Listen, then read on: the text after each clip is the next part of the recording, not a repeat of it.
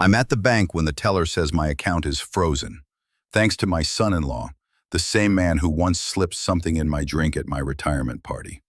A neighbor leans in, whispering, "I'm confused." I tighten my grip on the paper slip and murmur, "Not today." Saturday, 7:40 p.m., West Hills, Portland, Oregon. My house looked like a magazine spread, string lights, a hired jazz trio, and 40 people I'd built a life with. Ethan floated through the room as if he owned the lease on my evening. He shook hands for me, thanked people I'd hired, and kept steering attention back to the champagne table like a maitre d' in a glossy brochure. I'm Raymond Cole, Ray to most, 70, freshly retired from a construction firm that took my back and paid for these lights. "Dad, relax," Ethan said, clapping my shoulder. "You built so much. Let us carry it tonight." "I still carry fine," I said. He smiled too wide. Cameras were out, phones lifted, the trio sliding into something smooth. On the blackwood tray, the glasses lined up like soldiers. One of them wasn't regulation, my usual flute, a clean crystal cut with a tiny chip on the rim. I'd never tossed it. A flaw reminds you what perfection costs. Ethan swept an arm. "Shall we start the pours?" Guests gathered. My daughter stepped in beside him, protective and tired. "Let Ethan handle it, Dad. You've earned a night off." "Have I?" I asked. I kept my voice even. In my world, even is stronger than loud. The bartender looked to me for the cue. I nodded, then watched Ethan watch the tray. He made a point of lifting the chipped flute, showing it to a nearby couple as if it were quaint. He laughed. They laughed. I didn't. The music curled through the room, all brushed cymbals and polite applause. A young neighbor congratulated me on the sale, asked what I'd do with all the free time. "Build less," I said, "but still build." Across the room, Ethan whispered to the bartender, a private, smiling conversation with his palm shielding the mouth of the shaker. He liked pretending every decision belonged to him, that the night was safer when he was the adult in the room. My daughter returned with a plate of canapés. "He's trying, Dad." "Trying what?" "To make it special." "Special happens when people mean it," I said, and took the plate so she could rest her hands. The trio took a breath and a new tune. The bartender moved to open a fresh bottle. Ethan intercepted and lifted the cork with theatrical care. "For the man of the hour," he said, head tilted toward me for the crowd's benefit. He put the cork on the tray like he'd signed a contract no one else could read. The room warmed. Compliments stacked. I took them with small nods and watched the table. I've spent a lifetime reading beams and load paths. I read people the same way. Ethan kept angling guests toward the flutes, toward the one with the small, telling scar. Managing optics is a kind of carpentry. So is undoing it. "Speech!" someone called. A chorus joined. Ethan raised both hands like a conductor. "Just a word from Dad. Then we toast." I stepped forward. "Thank you for coming," I said. 40 years is a lot of drywall and rebar. I'm grateful to every hand that ever steadied a ladder for me. Ethan slid left to the tray. The chipped flute caught the light. A thin wink. I felt a tightness I hadn't felt since the week my wife died. The sense that something dear was being handled by someone who hadn't earned it. He whispered to the bartender again. The bartender's eyes flicked toward me and back. I caught that flicker the way a foreman catches a cable under strain. My daughter touched my elbow. "You okay?" "I am." "Then let Ethan take care of the pour." "I've met the bottle before," I said, keeping it light. She swallowed whatever she meant to say and stepped back to stand with him. Ethan faced the crowd. "To Ray, who built half our roofs and all of our memories." He gestured to the tray, and the room leaned his way. I didn't move. I looked at the chip. It wasn't big. You'd miss it if you wanted perfection more than honesty. The room hummed. The chef's torch hissed somewhere. A door hinge sighed. Celebration has a sound, and so does pressure. They were beginning to overlap. "Dad," my daughter said. "After the band finishes this," I said, "let the music breathe." A few polite laughs. Ethan's smile thinned, then recovered for the nearest phone camera. He smoothed his tie and lifted the bottle again, showing the label like a magician coaxing applause for the deck. In the corner, Marjorie, Ethan's mother, patted her purse and peered around for a glass. She always preferred a small toast and a large story. "I'll need a flute," she told a server, cheerful as ever. "You'll have one," Ethan said smoothly. "In just a moment." My daughter cut a look between us. A family is a house. You learn where the cracks run and what winter does to them. Tonight I could feel settling in the frame. "Ethan," I said quietly, "let the bartender pour." "Of course," he said, and didn't move his hand. The trio held a last soft chord. Applause flared and faded. I could feel the room readying for the toast, cameras rising again like birds on the same windy cue. I gave the bartender a nod that meant, "I see you." He lifted his towel. Ethan's eyes never left the chipped flute. I didn't have proof of anything but pattern, and pattern has saved more buildings than luck. I stepped back, letting the crowd file closer to the tray, letting Ethan enjoy his stage. He thrives under lights. I do my best work just beyond them. Heartbeats count differently at 70. You hear them in your wrists. Mine ticked, steady and slow, a metronome I'd learned to trust. "Let's get the toast," Ethan said. The room gathered. The tray glinted. I kept my hands at my sides and watched the chip catch one last wink. Strange how a celebration can feel like a performance I didn't direct. The party kept its rhythm, saxophone curling over chatter, camera flashes slicing little white squares into the air.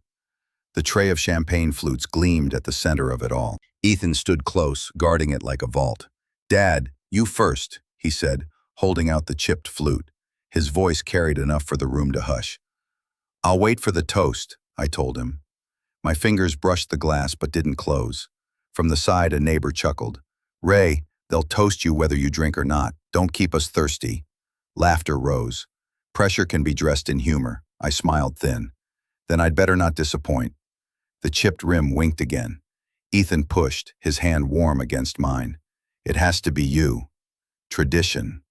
Tradition, I thought, is usually safer when it isn't poured by an in-law eager to narrate the moment. I accepted the glass, raised it just enough for the cameras. "To friends," I said softly, then let the conversation drift around me. Ethan turned to greet another guest, soaking up attention. That was the moment I needed. Marjorie was hovering nearby, patting her purse, a touch restless. "Where's mine?" she asked no one in particular. I stepped closer, casual. "Here, take this one, Marjorie. I'll grab another." "Oh, thank you, Ray." She took the flute, chip and all, without a glance. Ethan turned back too late, his smile frozen. "Mother, wait." She lifted it high. "To Ray's retirement." Foam slid across the rim. She sipped, cheerful, then coughed lightly. I moved back into the circle, another glass in my hand, untouched. The room cheered and clinked. Ethan's eyes drilled into me, sharp as a nailhead.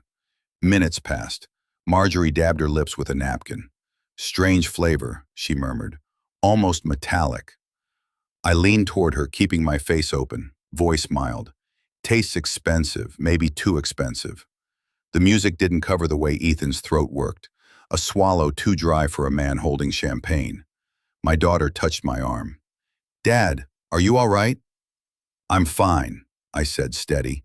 Cold fury sat under my ribs, steady as concrete. Marjorie finished her laugh, then steadied herself on a chair. Guests noticed. A ripple of unease slid through the room. I didn't drink. I never intended to. The chipped flute had done its job, just not on me. Marjorie's laugh thinned to a thread and snapped. Her knees buckled. A flute chimed against the tray and went quiet on the carpet. "Give her air," Ethan said, palms up, voice perfectly calm. "Please, space, everyone." The trio faltered, then cut. Conversations died in clumps. Phones hovered, unsure. I moved with the first rush, but Ethan blocked gently with a host's smile. "Ray, let the EMTs work," he said. "We don't need panic." "We need honesty," I said under my breath. Our daughter reached me, eyes bright with fear. "Dad, please, don't make this worse." "I'm not the one directing traffic," I said. The bartender slid around the far end of the table, eyes on the bottle still breathing foam. He pulled a rubber cap from a pocket and pressed it over the mouth with a soft squeak, then set the bottle beneath a towel. His movements were professional, not dramatic. I saw him see me see him, a line tied off between us. Marjorie blinked hard, seated now, color gone chalky. "Just dizzy," she managed. A guest knelt with water. Another fanned her with a folded program. Ethan bent, all public tenderness. "Mom, you're okay." Small spell. "Let's not crowd." He looked up and smiled for the room. "Folks, it's warm in here. Let's give her a little space. We're fine." I stepped closer. "You're very calm," I told him. "Experience," he said, still smiling. "Funny, Ethan. You seem calmer than most." A tiny flicker in his eyes, gone. The EMTs shouldered in, efficient, their questions flat and practiced. Age, meds, any allergies. Marjorie shook her head, confused. They checked pulse, light, pressure. Someone held the door. The night air leaked across our polished floor. "Sir," one EMT said to me, "we're going to take her for observation." Ethan answered before I could. "Of course. I'll follow you." My daughter squeezed my hand. "Please, Dad, let Ethan handle it." "I've handled worse," I said, but I stepped back. The point tonight wasn't to win a hallway argument. It was to remember what mattered and what moved. The room exhaled when the gurney rolled. Guests softened into sympathy. Ethan took the moment like a stage cue. "Everyone, thank you for staying calm," he said. "We'll keep the evening gentle." No need for stories to get out of hand. Stories. The word was a match head, bright and brief in my chest. At the bar, the bartender kept his towel over the bottle, hands still. The chipped flute sat lonely on the tray, its scar catching a lamp's glare. I watched a server reach for it.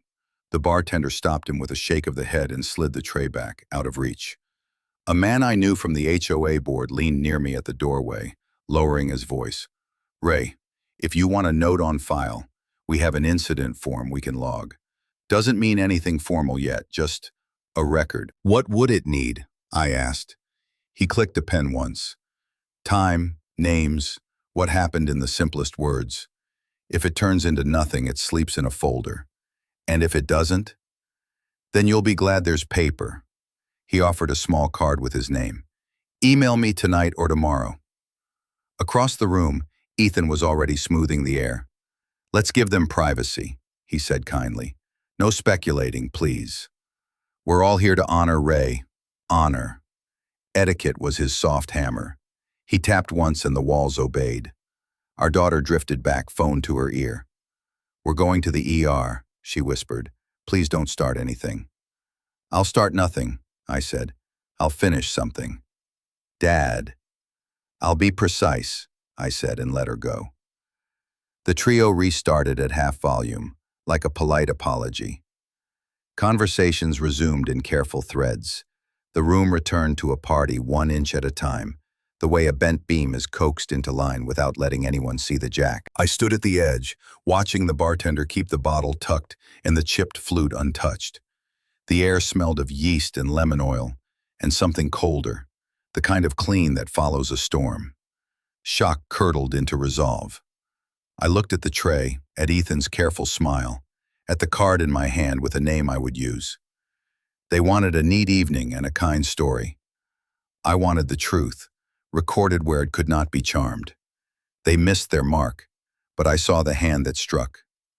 Monday morning carried the smell of rain and pavement. Downtown traffic crawled while I climbed into the office tower where my attorney kept his hours. The chipped flute rode in my briefcase, wrapped in a towel. A flaw you can touch steadies you better than compliments ever will. The receptionist led me past frosted glass into a book-lined office. David Sloan, friend, lawyer, same age bracket, stood to shake my hand. "Ray, retired 3 days and already in my chair. Thought I'd coast, David." Seems the tide had other plans. He gestured me down. "Tell me everything." I gave him the party in pieces. Ethan's orchestration, the glass swap, Marjorie's collapse, the hush that followed. He didn't interrupt, just jotted, tapping the pen like a carpenter knocking studs. When I finished, he said, "You're right to be here. Two paths your son-in-law might try: power of attorney and guardianship. Both are ways to put your signature in his pocket. Guardianship? Claims of incapacity. Judges lean on medical affidavits. If he pushes the confused elder angle, you'll spend money proving you can still drive your own nails. I sat back. Rain streaked the window, cut by sunlight. So what's my brace? Paper, witnesses, a clear log. You need a process that reads cleaner than his charm buzz. My phone rattled on the desk. My daughter's name. I glanced at Sloan. He nodded. Take it. Dad? Her voice was hushed, like she was calling from a hallway. Ethan says you're stressed. Maybe just sign the power of attorney. For peace. Peace isn't printed on paper, I said. Please. He just wants to help. Then he can help by waiting. I ended the call. Sloan raised an eyebrow. That's the jab, I told him. Every gain comes with one. He set his pen down. Then here's your counter. Document everything. Find witnesses who aren't family, and use your HOA. I checked. Wednesday, 7 p.m., Clubhouse. You can request the floor. Their minutes are binding records. I nodded, feeling the steadiness crawl back into my chest. Clarity beats charm, he smiled. Say that again. Wednesday. I rose, pocketed the note he'd scrawled. HOA, meeting time, underlined twice, and touched the towel-wrapped flute before closing the briefcase. The rain had stopped. Portland glistened, roofs shining like new poured slabs. Wary gratitude hardened into resolve. The party wasn't over. It was just shifting venues. The ladder legs squeaked on my hardwood as two technicians worked in tandem, one feeding cables, the other mounting the camera above the entryway. A low drill whined, echoing through the rafters. Doorbell camera is live, the lead said. Angles wide enough to catch anyone coming near your porch. You'll get motion alerts on your phone. I nodded, watching the red LED blink like a heartbeat.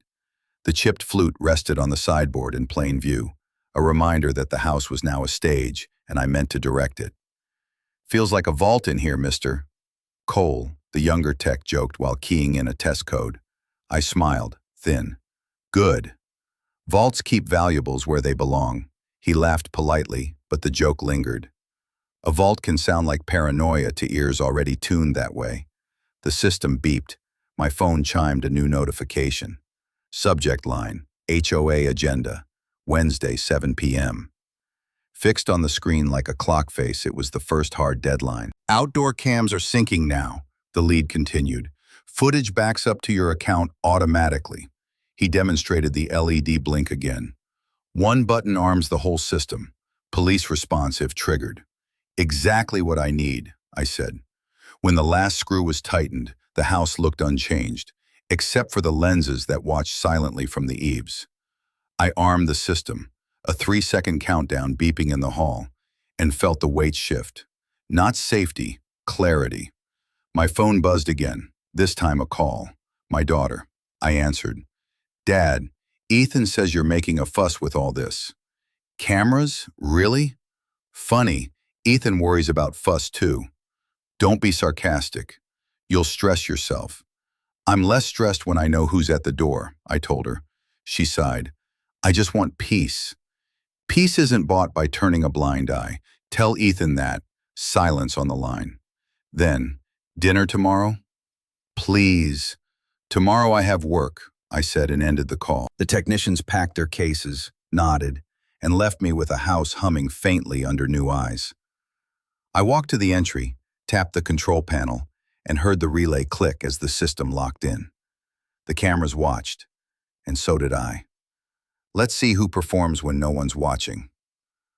Marjorie arrived with a paper bag and a careful smile. Tuesday light came in pale through the furs. The house felt cleaner than it had any right to feel after Saturday. I brought scones, she said, setting the bag down like a peace offering. Her hands trembled. From Powell's Bakery. Your favorite? Close enough, I said. Sit. She perched at the edge of the couch, smoothing her skirt. I shouldn't be here long. Ethan thinks I'm resting.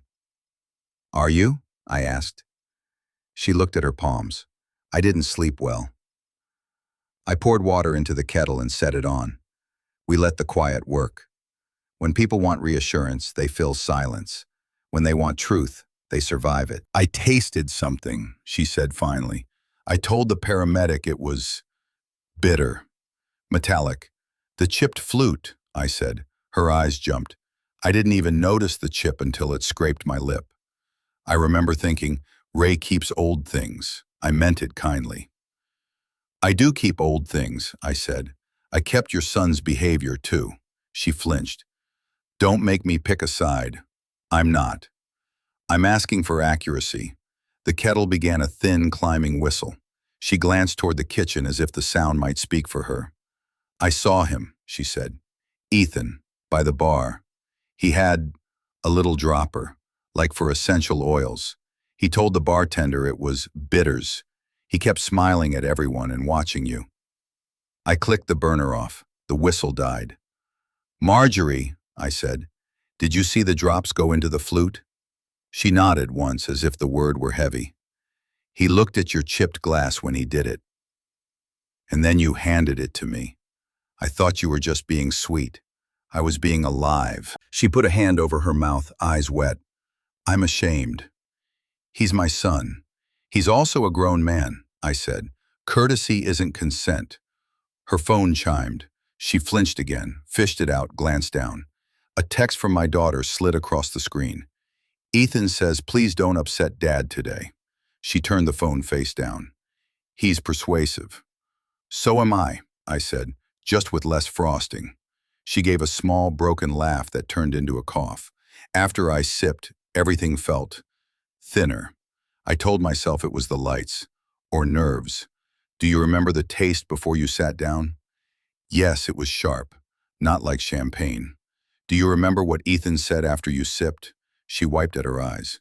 He said, let's not make a scene, like I was embarrassing him. Good. Not for what he said, but for your memory of it. She stared at me. What happens if I tell people this? I will lose him. You might keep him, if he learns what a boundary is. But I'm not bargaining with your love. I leaned forward. We need your honesty. That's all, she swallowed. What would I have to say? Exactly what you just told me.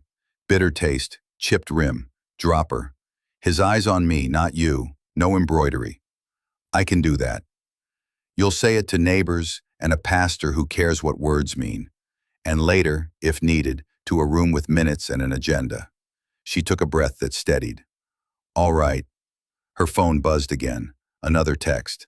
Mom, call me. We need to set up Dad's appointment. She locked the screen without reading more. You can answer, I said. I think I already did. She folded her hands. Ray, did you plan the swap? I saw the hand and moved the glass. Marjorie closed her eyes, a slow nod. You saved yourself. I took the sip meant for you. You saved me too, I said. Today. She dabbed her eyes with a tissue, then squared her shoulders. I'll tell the truth. We let the quiet settle again. The house held it easily. My phone pinged. A second message from my daughter. Ethan says to please stop making Dad paranoid. I typed back.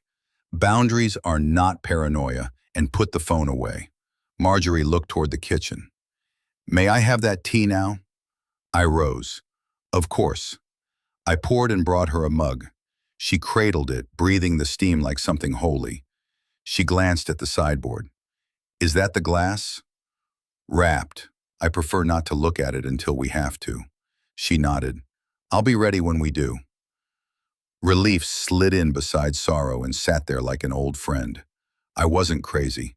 I just needed someone else to say what I saw. The kitchen smelled faintly of toast and paper ink. Ethan spread a folder across the counter, his movements choreographed like a salesman laying out samples. My daughter hovered close, twisting her wedding band. Dad, Ethan began, measured and warm. We've thought of everything. Laurel Oaks is safe, dignified, and close by. We've reserved you a suite. Just sign the power of attorney so we can handle the finances. No stress for you. He slid the papers toward me. They landed exactly where the chipped flute had sat on Saturday, as if the counter itself remembered. Pre-filled for convenience, he added, tapping where my name already glared in block letters. We'll take care of deposits, medical intake, all of it. I let silence run long enough that his posture shifted. The refrigerator kicked on. Flyers on top of the packet fluttered like weak wings. I pressed one down with my palm. Laurel Oaks Senior Living. Deposit due Friday. $400,000 was circled in red ink. A deadline dressed as care. My daughter cleared her throat. Dad, this is just temporary. Until things stabilize. I feel quite stable, I said. It's not about now, it's about the future, Ethan said smoothly. You wouldn't want a scene like Saturday to happen again. My daughter's voice broke into his. Ethan already told Laurel Oaks you'd sign. She froze, biting her lip. I looked at her, then at him. Ethan's smile didn't falter, but his jaw flexed. What she means, he said quickly, is that we're confident you'll do the right thing. Interesting translation, I said. He pushed the pen closer. We're offering peace of mind. Everyone will sleep easier, I met his gaze. I sleep better when the pen stays uncapped. My daughter's eyes welled. Dad, please, it's just a signature. A signature is never just a signature, I said. It's custody, control, and chains in ink. Ethan tried a new angle. Think of your legacy. Laurel Oaks has a woodworking shop. You can build without worrying about bills or errands. I've handled my bills and my errands longer than you've handled a suit jacket, I said. And I like my shop where it is. He glanced at the wall calendar. Friday is coming fast. We have to move or lose the suite. Don't make us start guardianship paperwork to protect you. That would be uglier. My daughter flinched. Ethan. I picked up the flyer and studied the circle as if it were a knot in a board. You'll do what you think you can get away with, I said. I'll do what I can prove. He slid a slim stack from the folder, pages already flagged. Initial here and here, sign there. It's standard, purely administrative. We can unwind it any time. Administrative chains are still chains, I said. The pen rested between us like a small trap. Ethan's hand hovered, patient. I let him hold the pose for the phones that might be watching from pockets. Tell you what, I said. Leave the packet. I read every line I sign. That's unnecessary, he said. We've handled it. I'll handle me. My daughter tried again, softer. Dad, I'm scared. Saturday scared me. It scared me too, I said. That's why I'm reading, not signing. Ethan exhaled through his nose, smile returning to its default setting. We'll give you a few hours. But truly, Ray, this is the easiest way. Easiest for whom? For the family, he said. For the family, I repeated. Start with respecting the one whose name is on those lines. He gathered the folder but forgot the flyer. Maybe by accident, maybe by design. The red circle glowed against the white like a wound. He set the pen on top of it, a paperweight posing as help.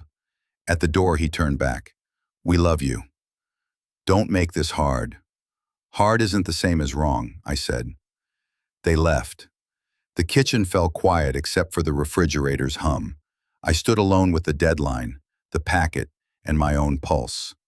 Then I took the pen off the flyer, drew a thick black circle around FRI on my wall calendar, and taped the flyer beside it.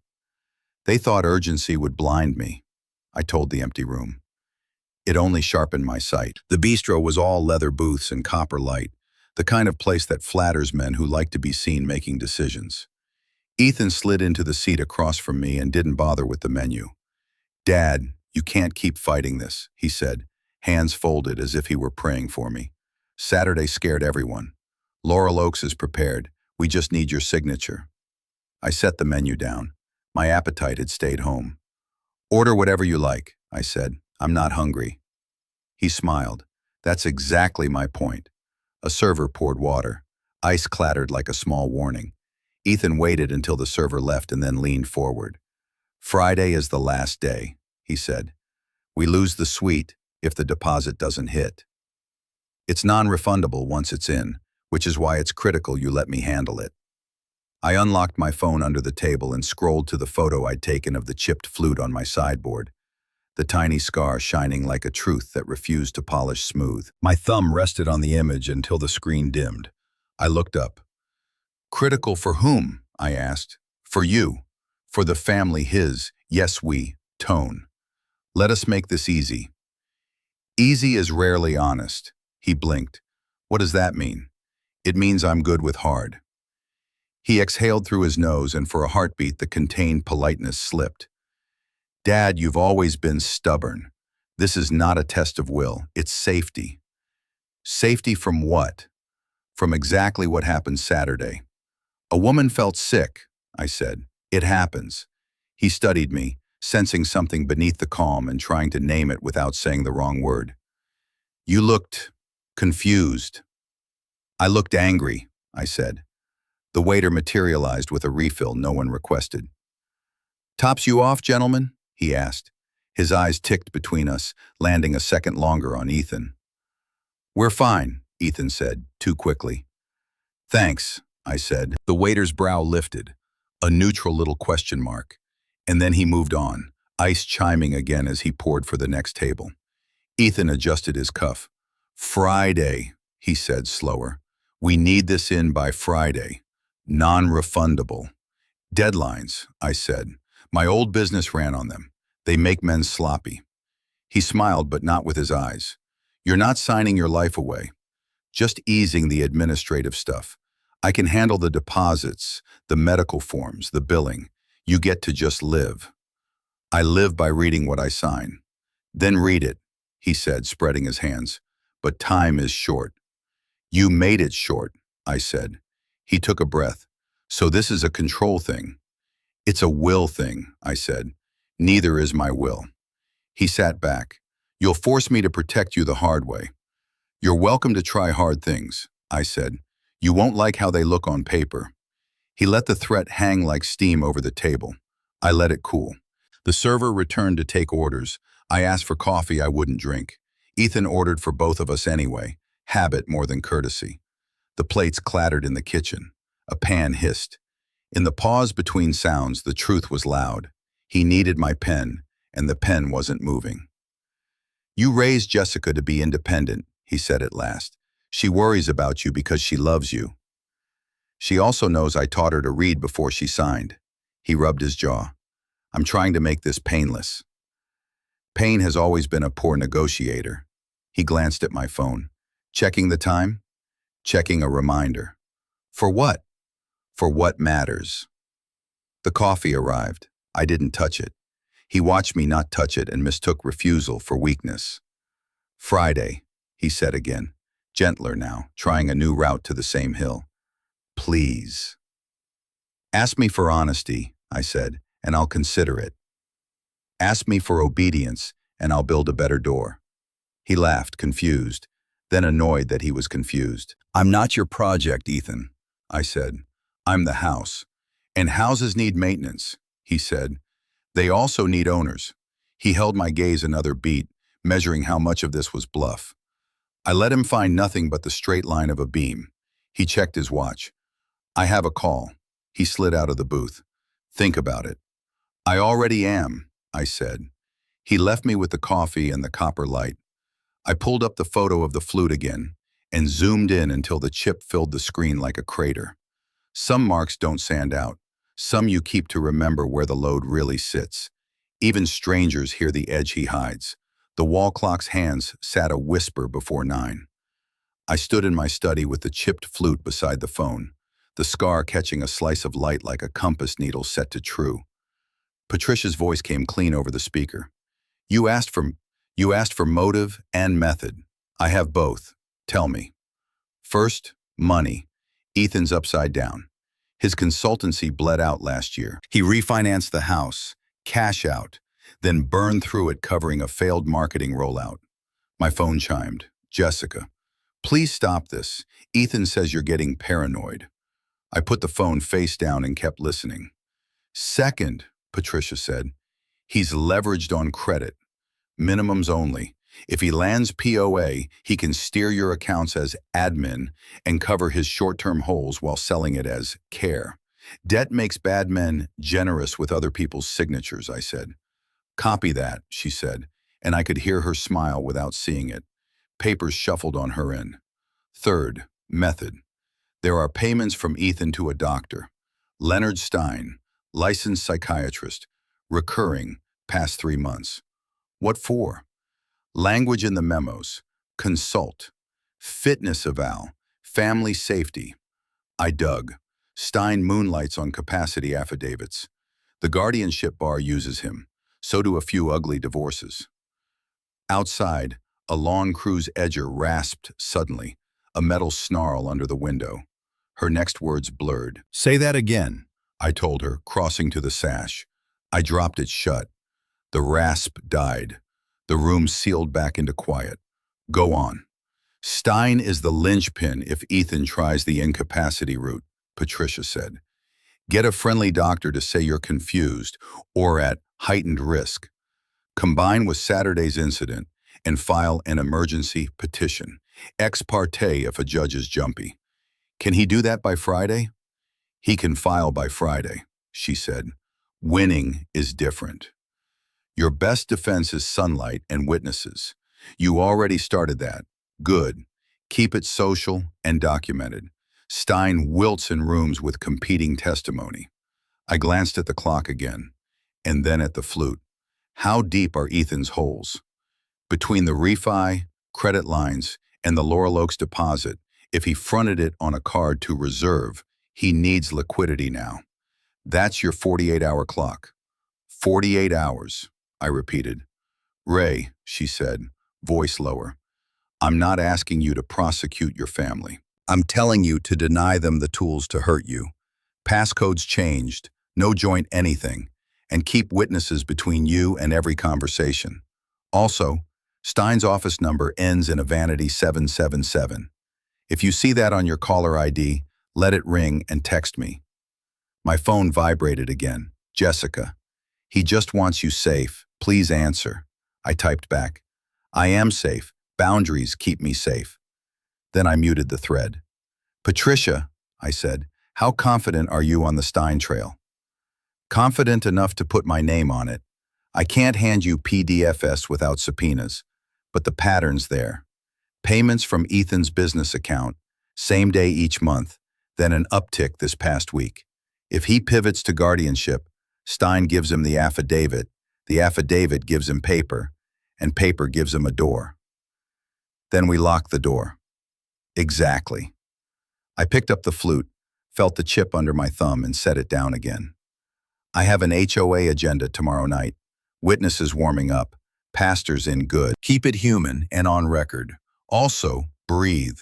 People like Ethan count on panicked elders to collapse. Don't. I've spent a lifetime reading load paths, I said. I know where the weight wants to go. She chuckled softly. Then let it go there. On to him. One more thing. If he shows up today with another packet, don't argue in the kitchen. Move to the porch where your cams see everything. I plan to. 48 hours, she said again. Use them. I stared at the clock, 9 on the nose now, and felt the anger cool into something sharper. I will. Call if anything shifts. It just did, I said, meaning me, not the facts. When I hung up, the room felt like it had squared itself. The edger outside started again, faint now, like a warning too far away to matter. I put my hand flat on the desk beside the flute. So it's war, not worry. The conference table in Pastor Harris's office looked too large for the 5 of us, yet every inch mattered. I placed the chipped flute photo in the middle like a scar turned centerpiece. My hand rested there a moment longer than necessary. Pastor Harris tapped the printed HOA agenda sheet with his pen.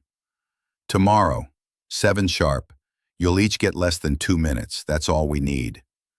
The bartender leaned forward, voice low but certain. I'll keep it simple.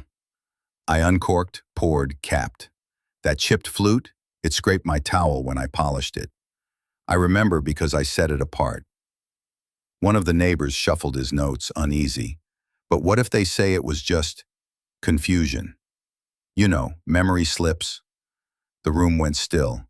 I caught the pastor's eyes, then looked back at the neighbor. Confusion doesn't leave receipts, I said, tapping the agenda. We do. The other neighbor nodded, encouraged.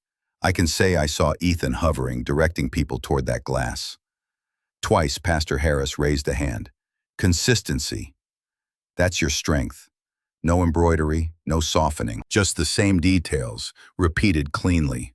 He looked around the table until every head dipped in agreement. My phone buzzed on the desk. Voicemail. My daughter's voice, warm but strained. Dad, please don't make a scene. Ethan says this will just embarrass everyone. Think of peace. I let the message finish, then archived it without a word. Silence thickened. The bartender exhaled. He'll spin this hard tomorrow. Let him, I said. He likes neat stories. I like receipts. Pastor Harris straightened the stack of testimony outlines. And tomorrow, you'll all deliver them. 2 minutes each, nothing wasted. He slid the agenda across to me, the bold letters clear. Community comments, 7 p.m. I placed the photo of the flute beside it and nodded once. Fear trembled beneath my ribs, but resolve steadied my hand. Ready.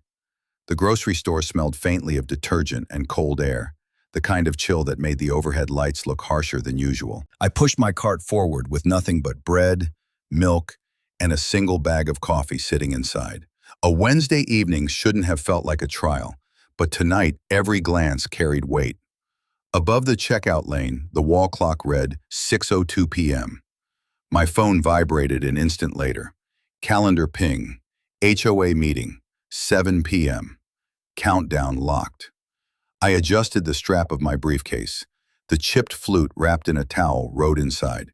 Just its presence steadied me, like a hand on my shoulder. At the freezer aisle, 2 neighbors drifted close. Their smiles were a little too practiced. Evening, Ray, one said. Big night, isn't it? Nothing bigger than bread and milk, I replied, pushing the cart forward. The second leaned in, voice dropping.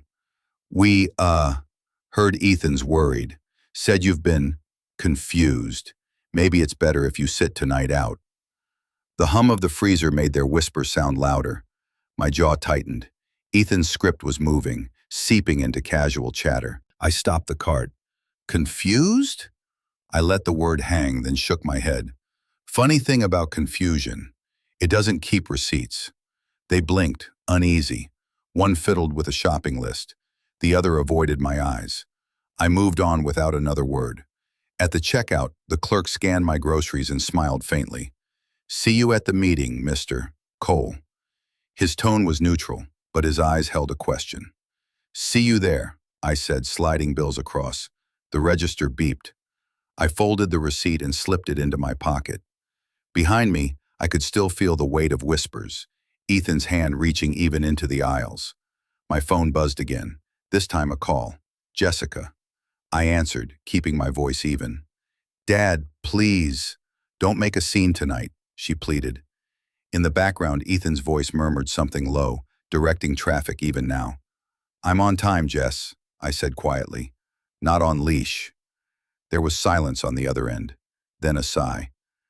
You'll regret this. The line went dead. I stepped out into the parking lot, evening sky washed in gray, grocery bags swinging from my hand. 2 neighbors passed by, murmuring, See you tonight. I gripped the receipt tighter, let them gather. The clubhouse lobby smelled like mop water and coffee. A vinyl placard on an easel read, HOA meeting, 7 p.m. Above it, the wall clock ticked at 6:43 p.m. I paused at the door. The briefcase strap bit into my shoulder. Inside, the chipped flute was still wrapped in a towel. I touched the rim through cloth and felt my pulse even out. Routine steadies men better than bravado. Pastor Harris waved from a side room. The bartender stood with our 2 neighbors, each holding a printed outline they'd reduced to 4 lines apiece. Last checks, Pastor said. 2 minutes is generous if we spend 0 of it on adjectives. The HOA clerk sat behind a folding table, a tray of speaker cards and a rubber date stamp at her elbow. A small line had formed, 2 residents complaining about gutters, 1 about parking stripes. I stepped up and slid my completed card forward. Raymond Cole, community comment regarding a safety incident. She glanced at it, then at me. 2 minutes only. 2 minutes is more than enough for truth, I said. Her mouth twitched. She reached toward the stamp, then blinked and opened a drawer. One moment. Where did the date go? The drawer slid and thunked. Another. Paper clips rattled. A resident behind me sighed theatrically. The clerk's brow creased. Pastor stood at my shoulder, voice calm. We're in well before 7. I know, she said, fluster ebbing into apology. It was right here. A volunteer leaned over. Try the bottom tray. He tugged, and the stamp rolled into sight like a stubborn pebble. The clerk exhaled, inked it, and brought it down with a clean, official thunk. Received, 6:45 p.m. She tore off the stub and slid it to me. You're on the list, Mr. Cole. Thank you. Across the room, a microphone popped and released a thin feedback squeal. Heads turned. The bartender flinched, then laughed at himself, nerves releasing.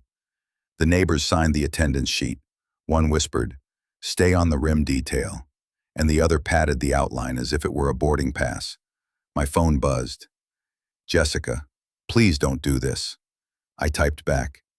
I'm doing it right. Then I muted the thread. Pastor raised 2 fingers, a quiet gather-in. Positions, he said. Ray opens, bartender follows. Ruth, you're third, chip and hover. Mateo, you're fourth. Same facts, no flourish. I'll close with context and the line on dignity. The clerk slid a stack of extra cards away and checked her watch. Doors to the hall open in 5. I looked at our little line of people who had chosen clarity over comfort. Remember, I said, he likes neat stories. We like receipts. The bartender held up his hands. Pour, chapter, set aside. He grinned, more to himself than to us. 2 minutes. Pastor touched the photo of the flute we'd set on the side table, then looked at me. You're steady. Nerves are just practice showing up, I said. It was true. The knot in my chest had the clean tension of a rope that knows its load. The hall doors creaked. Residents drifted past us toward rows of plastic chairs. The wall clock clicked to 6:44. The microphone thumped again as someone adjusted the stand. On the easel, the placard didn't move, but the air around it felt like weather about to change. I stepped back to the clerk's table. May I asked, nodding to my card. She smiled, now settled. You're all set. I palmed the stub and read it once more. Received 6:45 p.m., ink still tacky at the edges. I slid it into my wallet behind my driver's license. The bartender exhaled and rolled his shoulders. Ruth traced the word hovered on her outline and nodded to herself. Mateo tucked his bullet points into his shirt pocket like a promise. Pastor tapped the agenda with 2 fingers. Clock's not our enemy. It's our proof we showed up. I breathed in, slow and even. Nerves steadied by routine. Fear filed under later. I put 2 fingers to the towel-wrapped glass in my briefcase one last time, then let the handle fall shut. Let's get in line, I said. I handed the clerk my speaker card. She stamped the copy that stays with them, ink snapping crisp on paper. She slid my stub back across the table. I pocketed it. Clock's mine now. The clubhouse smelled like coffee and carpet cleaner. Rows of plastic chairs bent toward a folding table where the board sat shoulder to shoulder, name placards propped like small shields. The wall clock ticked past 7:05 p.m. The lectern timer glowed a steady 0200. I slid a hand into my jacket and touched the photo of the chipped flute I'd tucked there. A flaw worth keeping. The chair rapped the gavel. We're starting with urgent budget items. Community comments will move to the end. Each comment limited to, she glanced at the clerk, 60 seconds tonight. A ripple of discomfort went through the room. The clerk reached over and thumbed the lectern controls until the red digits snapped to 100. The timer beeped, too loud. I kept my face neutral. Anger bridled into cold patience. Ethan sat 3 rows back, posture immaculate, expression composed. When neighbors looked his way, he tilted his head in that concerned angle he'd practiced. Jessica sat beside him, hands damp against her knees. The board plowed through roof bids and gutter complaints while the room's patience drained. When comments finally opened, the clerk shuffled cards. First, Mrs. Ortega, parking stripes on Alder Court. Mrs. Ortega spoke her piece and stopped just as the timer buzzed. The chair smiled kindly. Thank you. The clerk called a second name, and then, as if he'd drawn a script cue, Ethan rose slightly and gestured toward Jessica. She stood, voice careful. Madam Chair, could I make a brief request as a family matter? It touches safety. The chair looked at the clerk, then nodded. 30 seconds. Jessica swallowed. My father, Ray Cole, plans to speak. He's been under significant stress since Saturday. We're worried tonight might escalate. We ask for a postponement. For peace, murmurs. The word peace moves like perfume in rooms like this. The chair tapped the gavel once. Noted. Community comments remain open. Mr. Cole is welcome to speak under the limit. Ethan lifted a hand as if to soothe the air. We appreciate the board's compassion, he said, staying just inside the rules. A couple of heads turned toward me with a new temperature, lukewarm concern cooling toward skepticism. The clerk called 2 more names. Each speaker fed seconds to the hungry timer. I stared at the poster on the sidewall. Policy 3.4. No video playback during community comments. Black letters, white background, helpful for some, handy for others. Raymond Cole, the clerk called. I walked to the lectern, set my palms on both edges, and tested the mic. It popped, then thinned. The timer already showed 1:00. The clerk's thumb hovered above the button. Understood, I told the chair when she started to remind me of the time. Words will do. The digits jumped to 00:59. Saturday night at my home, I said, voice even. My son-in-law steered a chipped champagne flute toward me. I did not drink. My mother-in-law did. She said it tasted bitter, metallic, and she nearly collapsed. A rustle in the chairs. Ethan kept his face composed, eyes on the floor. The bartender capped the open bottle immediately, I went on. 2 neighbors saw my son-in-law hover at the champagne table. They are here. Sir, the chair cut in, please avoid naming individuals. Noted, I said, and kept going. Policy 3.4 prohibits video tonight. So I'm telling you plainly, there is footage of him stepping out at 7:28 p.m., retrieving a pouch, and returning to the bar. You can log this as an incident report. You can suspend his access pending a review, or you can do nothing and let the neighborhood whisper. The timer flashed 00:11. The wall clock clicked to 7:12 p.m. Someone near the back said, "Isn't he the one who got confused?" Another, "It's a family matter." Jessica stood again, voice tight. "Dad, please, postpone." For peace, I kept my eyes on the board. Truth doesn't spoil. Mr. Cole, the chair said, gavel poised. Your time. 60 seconds, I repeated softly, more to myself than to anyone else. Enough for truth. I lifted the stamped comment stub slightly so the clerk could see I'd earned my spot, then let it fall back to my pocket.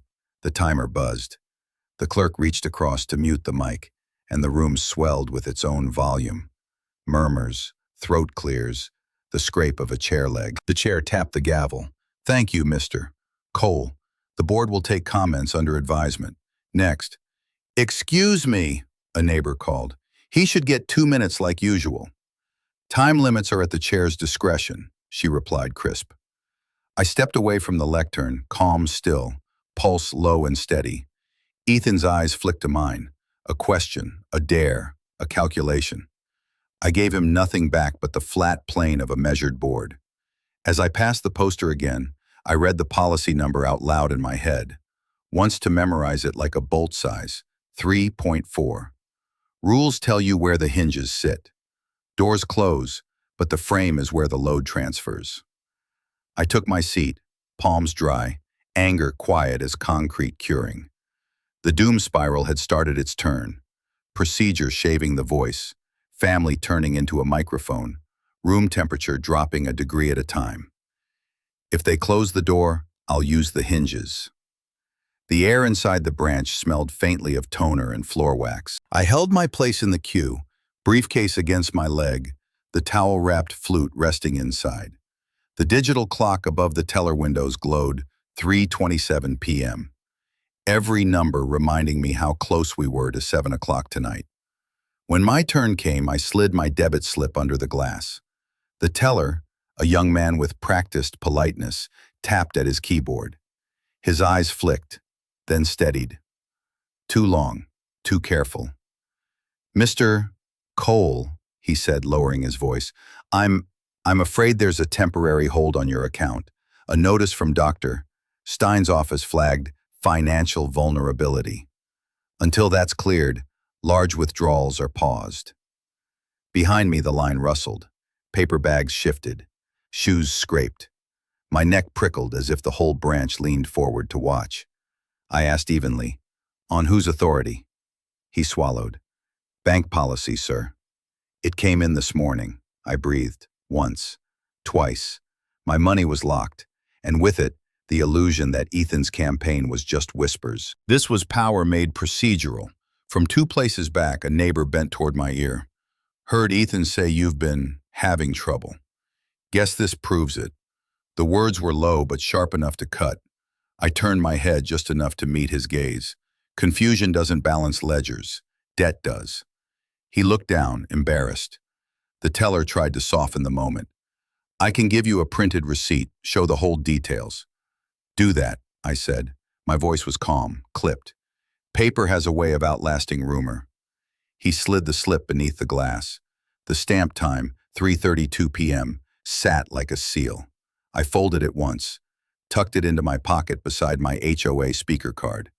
As I stepped away, the neighbor's whisper clung like static. But I straightened, briefcase heavy in my hand, and let the crowd watch me walk out. If humiliation was their play, dignity would be mine. Outside, the September air felt sharper, cleaner. My phone buzzed with another message from Jessica. "Please, Dad, don't push this tonight. Ethan says it's not worth it." I muted the thread without reply. Above the bank door, a banner flapped. "Community meeting tonight, 7 p.m. I kept walking, steady. They thought to choke me with paper. Instead, they'd given me receipts. The hall was full, air warmed by bodies and voltage. The board table faced a packed room. The incident report form lay in a plastic sleeve near the gavel. I set my briefcase down, unzipped it, and lifted the towel-wrapped glass. The chipped flute caught the light like a scar that finally had an audience. The HOA president cleared his throat. "Mr. Cole, you requested the floor for a safety incident during the business portion. This is distinct from community comments. You may proceed." "Thank you," I said. "This won't take long. It only needs to be clear." Pastor Harris stood at my shoulder, a printed timeline in his hands. The bartender waited just behind him. 2 neighbors sat in the front row, outlines folded small as tickets. I placed the flute at the center of the table. Saturday night, at my retirement party, my son-in-law steered this chipped glass toward me. I looked at the room. I didn't drink. My mother-in-law did. A murmur. Jessica's hands clasped white on her knees. Ethan's smile held. "Policy 3.4 barred video during comments," I said, nodding to the poster on the wall. "But this is the safety business item, with the board's permission." I looked to the president. He tapped the desk. "Permission granted. Clerk?" The lights dimmed. The wall screen blinked alive. Doorbell footage rolled. 7:28 p.m., Ethan stepping onto my porch, glancing left and right, then returning inside with a small pouch. A second angle, my neighbor's side camera, caught him hovering at the champagne table, head down, shoulder blocking the view of his hands. The room's sound changed. Less breath, more weight. "Pause there," I said. The frame froze on the pouch in his hand. "Context," I added, stepping back. "Pastor." Pastor raised the printed page. "Saturday," he read, voice steady. "Ray arrives at 7:05. Champagne service opens 7:20. At 7:28, Ethan exits to vehicle, returns with a pouch. At 7:33, Ethan positions himself behind the bar. At 7:36, he serves the honoree's chipped flute. At 7:39, Marjorie sips, says, bitter, metallic, and sits heavily. Bartender caps the open bottle immediately. He lowered the page. These times are drawn from the cameras and witness accounts. We are here for safety and dignity. The bartender stepped forward, palms up. I poured. I saw Ethan insist on serving Mr. Cole personally, kept steering folks away from the staff. When Marjorie went woozy, I capped the open bottle and set it aside. He lifted a sealed remnant from a labeled bag. The clerk flanked him with a tray. This is what I capped, he said. I kept it cold until Mr.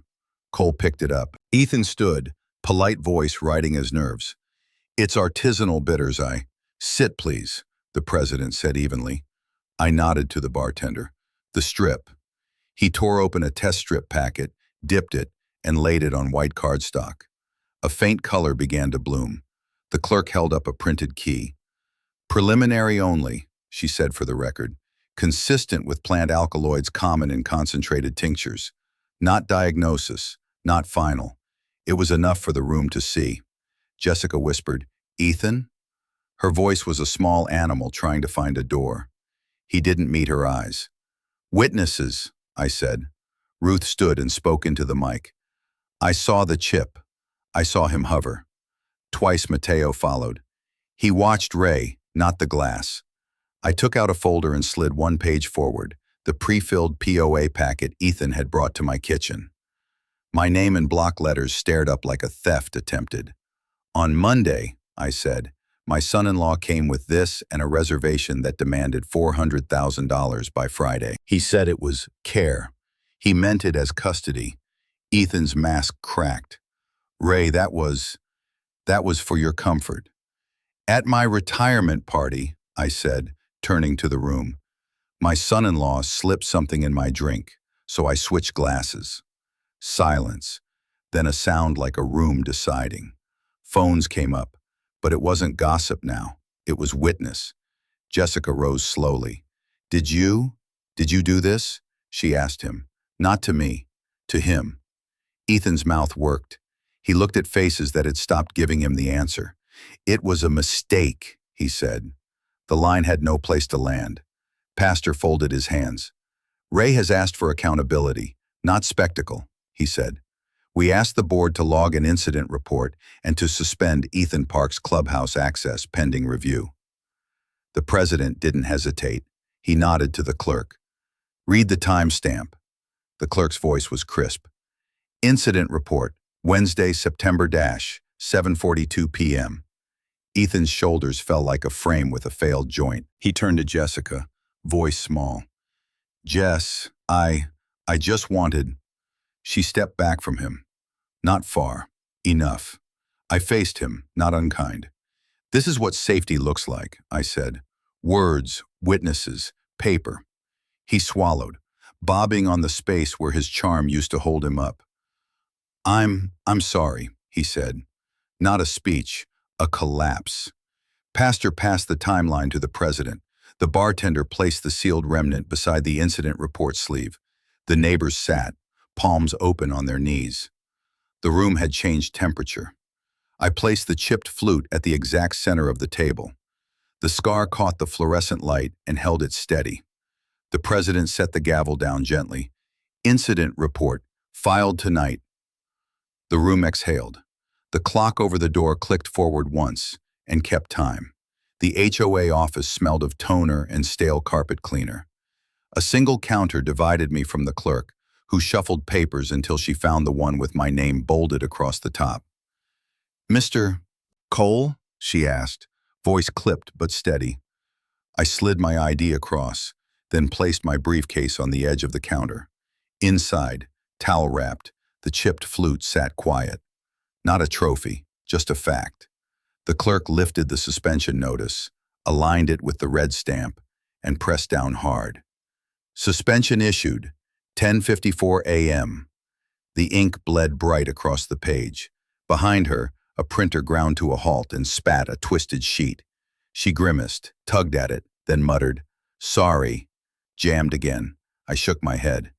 Policy still runs, even if the gears squeal. She passed the stamped copy under the glass. 30 days, no clubhouse access, incident report on file. The board chair signed this morning. Pastor Harris, standing half a step behind me, cleared his throat as if to mark it official. I folded the notice, slipped it into my inner pocket, and answered, "Boundaries hold." At home, the kitchen smelled faintly of lemon polish. I dialed the bank manager, put the phone on speaker, and set it on the table beside the folded notice. He picked up briskly. "Mr. Cole, the hold on your account has been released. Third-party concern is closed." But over the line came a muffled voice, someone in his office muttering, "This one flagged?" The manager hushed them quickly. "Apologies, sir. That's internal chatter. You're clear."